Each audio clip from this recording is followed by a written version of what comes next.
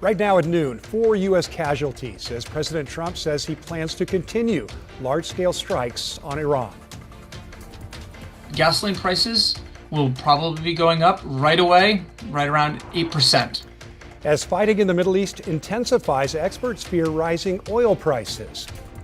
Also at noon, a federal judge hearing arguments on whether or not to extend an order limiting the use of tear gas and other less lethal munitions at Portland's ICE building. Plus, Oregon's recreation industry asking state leaders who's liable, a bill that could shift responsibility to the skier if injured.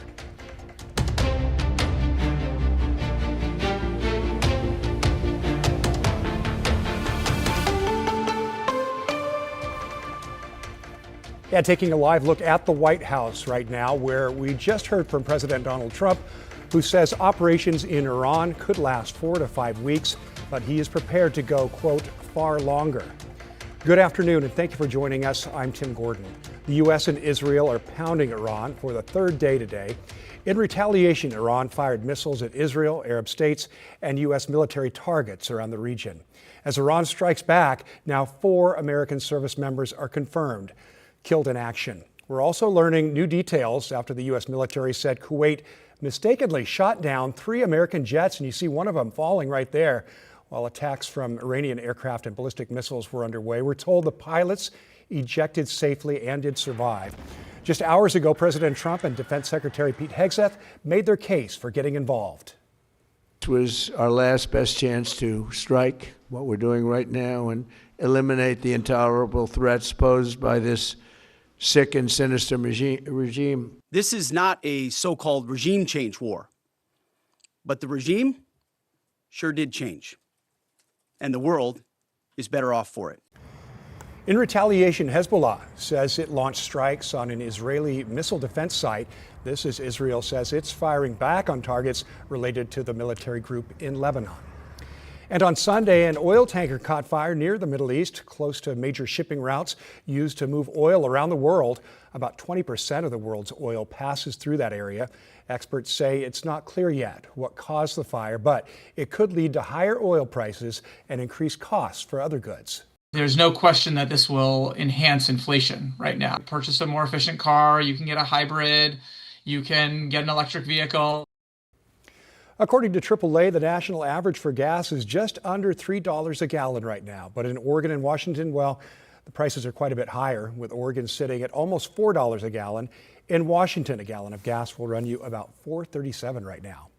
I'll stay with KGW for the latest on the U.S. strikes on Iran. Ahead at 12:30, we hear reaction from the local Iranian American community. And throughout the day, we will continue to track the latest developments in the Middle East. We'll keep you updated on our website, kgw.com, or watch us anytime on our free streaming TV app, KGW+. To Salem now, where state lawmakers are hearing from the public about a bill that could shift responsibility if someone is injured while skiing. It's an idea that ski resorts like Ski Bowl and Timberline Lodge on Mount Hood are speaking out about over concerns the bill has too many carve-outs. Senate Bill 1517 would release resort operators from liabilities for skiers over the age of 18. It would also require a parent or guardian to sign a waiver releasing the resort from liability for kids. However, ski resorts would still be on the hook for some injuries, including ones that happened in the parking lot, lodges, and other areas of the resort. They would also be liable if there is gross negligence or if someone is injured due to poor equipment.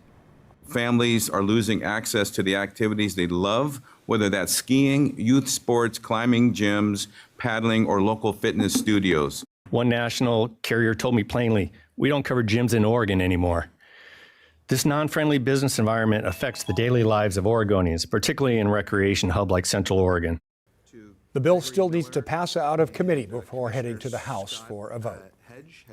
Oh, we're learning about a dramatic rescue after an avalanche buried a man on Mount St. Helens last month. He was with a group of snowmobilers right after several feet of snow had fallen. The man wound up with his head 3 feet deep in snow.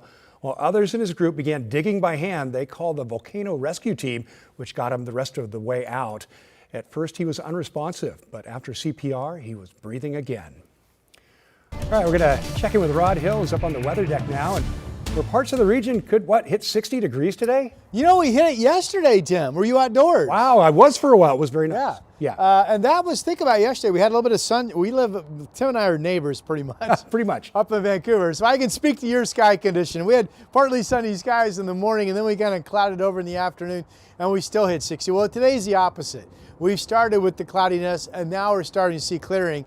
I am up here on the KGW weather deck, brought to you by Rick's Custom Fencing and Decking, and certainly over the downtown core in all directions, it is really clearing out.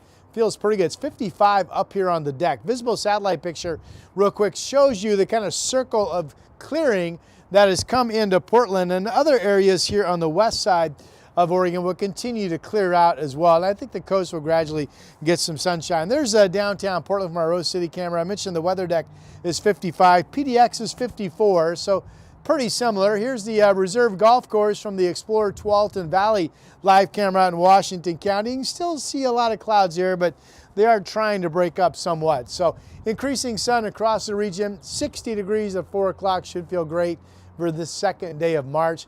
We have rain coming in tomorrow night. We have a total lunar eclipse tonight, and we'll talk about all of that coming up, Tim. For now, back to you. All right. Thanks, neighbor. Appreciate it.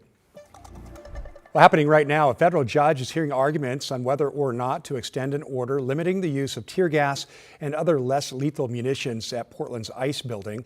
The lawsuit was filed late last November by a group of protesters who argue the tactics federal agents used violated their First Amendment rights. The Justice Department argues the tactics were used to disperse violent protesters, which is not barred by the Constitution. 2 weeks ago, a federal judge extended a temporary restraining order limiting the use of tear gas outside the ICE facility. Over the next 3 days, the judge will hear from both sides on whether to make that temporary order into a longer-lasting preliminary injunction. Meanwhile, the city of Portland is now fining the owner of the ICE building as part of a temporary new ordinance. The new rule charges the property owner fines for nuisance violations around the federal facility, including the use of chemical munitions.